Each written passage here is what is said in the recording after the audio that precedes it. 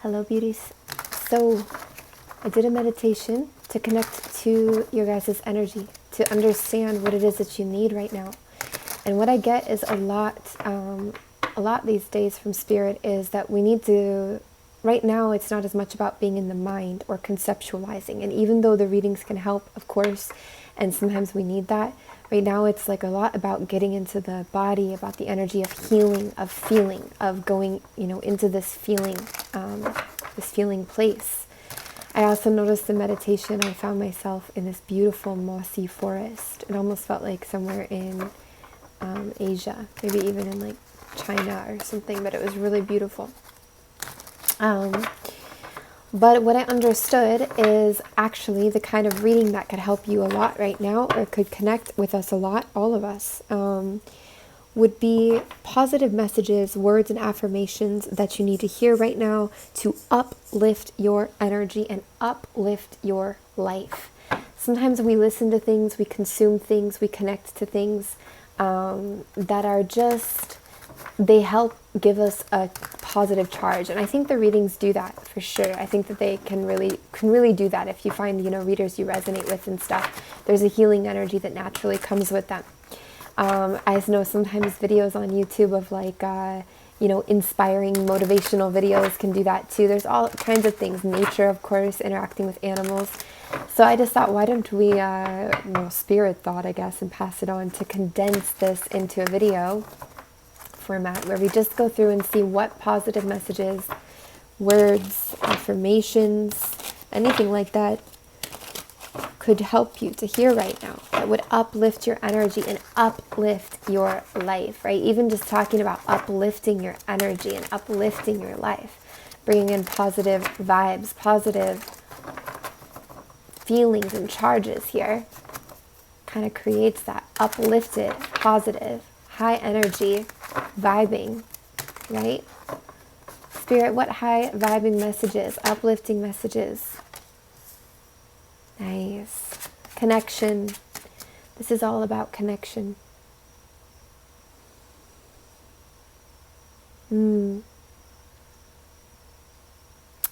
This is all about coming into the world here, getting out into the world, feeling the wind, feeling the breeze through your hair, through your hands, through your fingers, on your skin, breathing it in to your nose,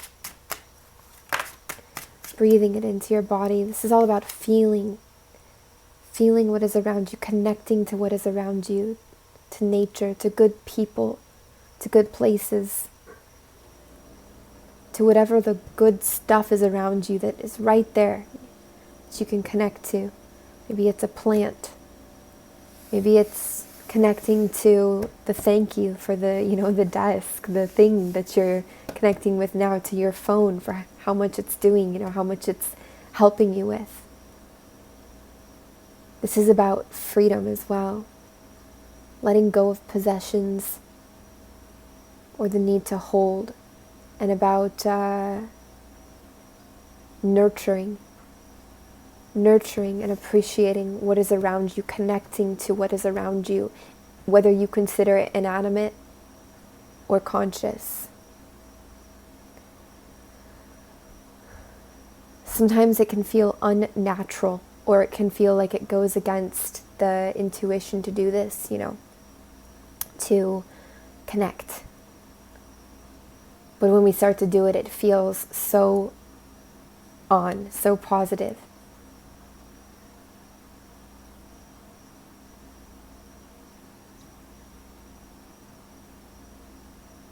You don't need to obtain that new thing. You don't need to obtain something. You don't need to possess something. You don't need to do that to find your connection with anything, including your happiness, okay?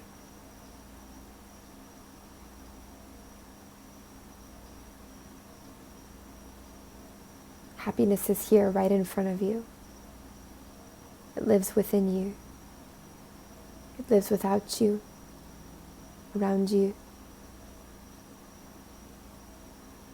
within you and with sight. It lives.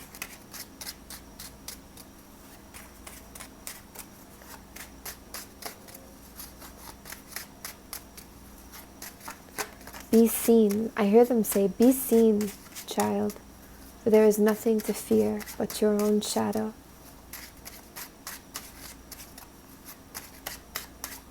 Which haunts you in your past regrets.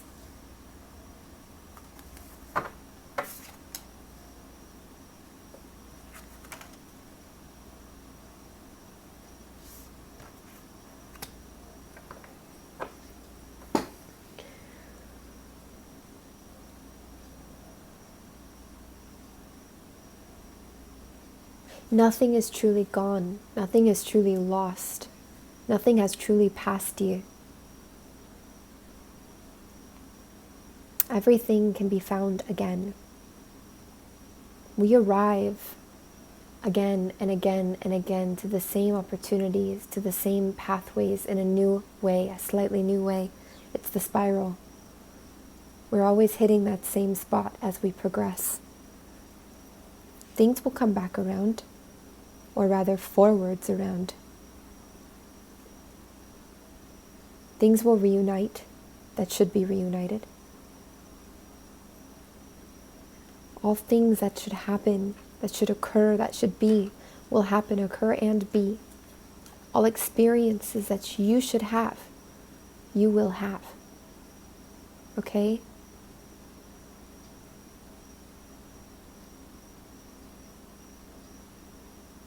You don't have to hold or suppress the negativity into your chest. You don't have to put a blanket over it or stifle it. You don't have to be afraid of it. You can acknowledge it fully.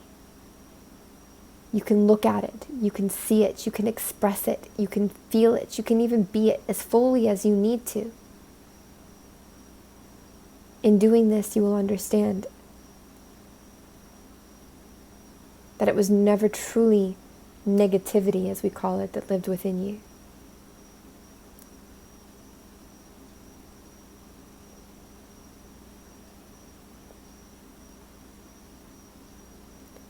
But it's something else altogether. It really reminds me of the Khalil Gibran, the prophet. Okay, let's get some more positive energy rolling here. Come on, lift this up, please, and thank you.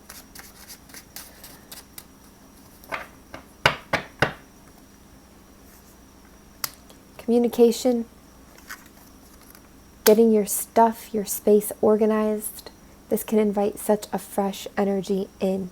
Doesn't matter if it's your workplace, your desk, locker, car, whatever. This can invite such a good, fresh energy in.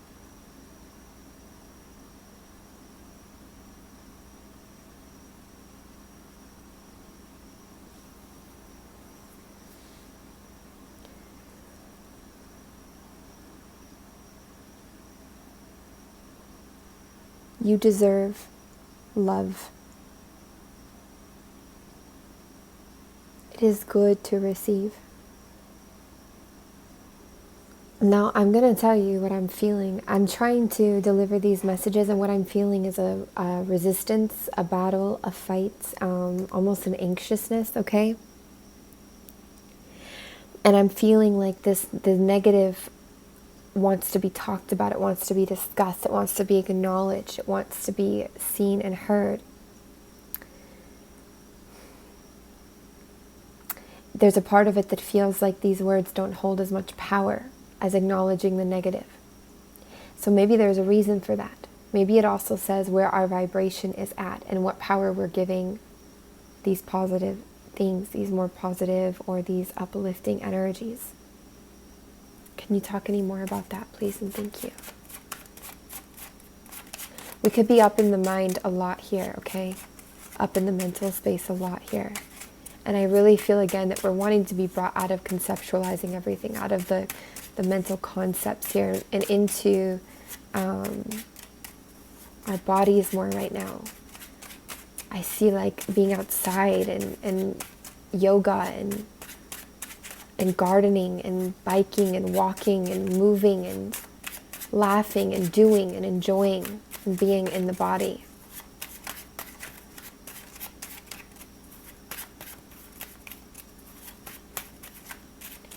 Anything else you can add to this, please? Thank you.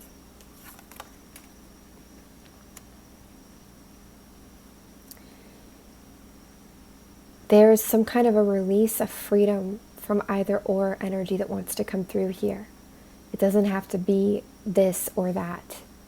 It doesn't have to be either or. It makes me think of the song Imagine by John Lennon. Can you imagine no possessions? It's like it doesn't need to be either or. We don't need to possess at all, in fact. And in that way, we already have it all without needing to possess something.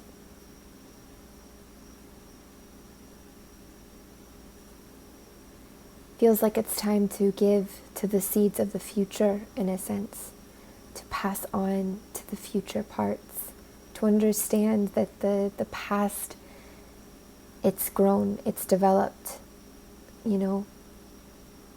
We're moving forwards into something now. It's also this message to take your time. Things do not need to be rushed or hurried. There's this vibe, come as you are. The song, come as you are. Just come as you are. Be as you are. When you're ready or when you're not ready, just when you are, where you are, how you are, be. Just be. Just be here now. All things in time. And sometimes we need to move. We need movement. We need to get out, and we need to move our body, and we need to just change the scenery. Sometimes that's all we really need, to change the scenery and to move the energy that is up in our mind. It's okay to not always know, to not always have the right answer. It's okay to grow, change, expand, shift. It's okay to see things differently. It's okay to feel sure and certain of yourself at one moment, at one point, and then to progress forwards and realize that you don't align with that anymore. There's nothing to be ashamed of or embarrassed of. That is how we grow. That is how we change. It's actually a good sign in many ways to look back and be like, I don't really align with that anymore. It does not mean that it was invalid or invaluable, not valuable rather, or, not precious what you had to say or offer or how you thought before. It was all a part of your learning and perhaps others' learnings as well from around you, right? You don't have to be in control of everything at every moment. You do not have to constantly watch and monitor yourself into a state of unachievable perfection, especially when it comes to manifestation. Sometimes the best thing you can do is let go.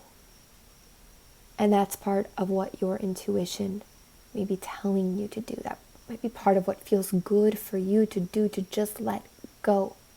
And there is a reason for that, and a very good reason for that. You do not always have to manage every thought. We learn from the inside out. We grow from the inside out. There's a reason for why things are working the way they're working, why you're thinking what you're thinking. And sometimes we can't manage and patch up all the holes in the boat, all the things that begin to leak through. Sometimes we need to recreate that boat. We need to recreate that structure. Sometimes we have to let the old go to do that, so we can repurpose that wood, so we can repurpose that material into something new that is much more sturdy, because now we have new knowledge, new tools, new educations, new understandings, new experiences, new wisdom that we did not have before, at least not in our physical experience in this time around. Our soul may have understood that knowledge, but we've had to unlock it as we've went, yeah. It's okay to not heal everything perfectly. Sometimes we just have to walk away from anger, to move away from angers, or to move away from pains, or move away from controls. And sometimes we don't get a perfect resolution. Sometimes we don't get a perfect conclusion or resolve. Sometimes we just have to move forwards anyways. Sometimes we just have to refocus anyways. And sometimes, at times, it takes great effort to do this. It takes great effort to shift the focus, or to create this kind of momentum, or to move on, or to try and focus to the forwards, focus to the present even, right? But that same effort, would you not put it elsewhere? Would you not put it into somebody that you loved, that you were interested in, somebody that needed your help, something outside of yourself, a job, a career, an app, a practice? Would you not put it somewhere else? All that energy, all that effort. You would. Most likely you would. So why not put it in, all that effort in for you, even just a portion of that? Investing that effort in you and in yourself, even a portion of it, is such a self-loving message to send your subconscious, to send your psyche. And that subconscious, that psyche, that starts to reflect that back to you, that grows you, that grows your worth, that grows your respect, that grows your sense of integrity, of being, of belonging, the way you walk through the world. It doesn't have to be perfect, but it definitely enhances the experience here. I don't have to feel the way the world says I have to feel, or anybody else says I have to feel. I don't have to respond this way because of anything around me that says I have to. Whether it's movies, books, parents, friends, society at large. Maybe it tells us that we have to grieve a certain way, or when something happens that we're supposed to feel a certain way. And that's become enmeshed with our personality now, or with our response now. We think, oh, this means that. This means I have to do this. This means that's going to happen. Can there be useful guidelines out there? Of course. Can there be lessons? Of course. We can learn lessons outside of ourselves too by watching, right? But you do not have to. You are not obligated to feel or hurt or respond in a certain way to anything or anyone. You are allowed to work differently. In fact, that's one of the most beautiful things about being alive. This idea of conforming. It's not so much based into what the spirit wants, what the heart wants, what the heart is. It's more based into what is profitable, what is easy. It's more of a corporate mindset in a lot of ways. Our differences are so valuable, however they might come. No energy or effort is ever wasted. It simply cannot be. These things will always come back around. They will always be dispersed as we see fit, as they should be. They do have great reward. They do have great pay out and pay off. What is the key or the trick is to recognize how rich your life is now, to recognize how those things are paying off now that you've invested in a long time, that you've worked on a long time, that you've put your energy into a long time. Find, seek, search for all the rewards, all the payouts, especially the ones that you aren't seeing, that you're not expecting. Maybe you're looking for money, but the payout you're getting is the growth of your heart, the expansion of your inner stability. Maybe your expression is expanding, becoming more universal. Maybe your voice has a different timbre to it, a richness and a depth. Maybe your words hit a different way that is so profound for some. 111. Where is the richness in your life? Where is it? It's definitely there. Find it. Make it your goal to search for it, if that resonates with you to do so. Last but not least, death is as much a part of life as life is a part of death, as life is a part of life. Death, it is just a transition. Life is just a transition. Being born is a transition. death is not just the death of a physical body. The physical is not all that we have to see things by, but it has been a big part of the focus for a long time. So often we are disregarding the majority of our senses as beings, the energetic senses of what's going on beyond just this 3D physical logical reality. There are many, many, many, many deaths and births in life. And it is not just the physical birth or the physical death.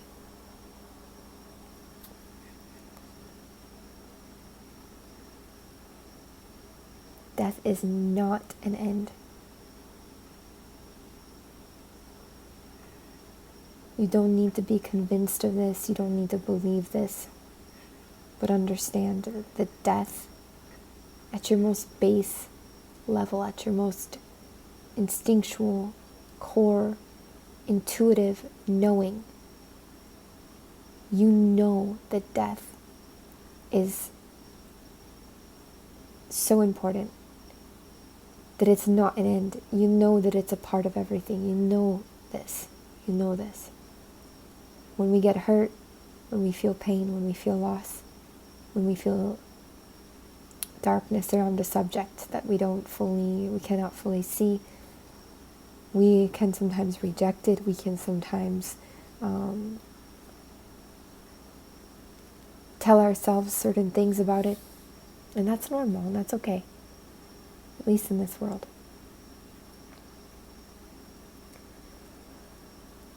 But death is not an end. It is a transition. And nothing is ever really truly lost. Everything is special in its moment, yes. And we perceive time so linearly, so, once the snowflake is happened and it melts, it's done. There'll never be another that way, right? Same with the person. In our perception of it. But that's all we are having. It's a perception. And it's not something that can be verbalized because it's beyond our verbalizing. It's something that we feel. It's something that we intuit. It's something that we are such a part of and so enmeshed with that to even make it a separate thing, it's just we can't, because it's not what it is. I think I'll make another one of these now that we got into the flow. I send you guys a lot of love. I hope this gave you something. Take care.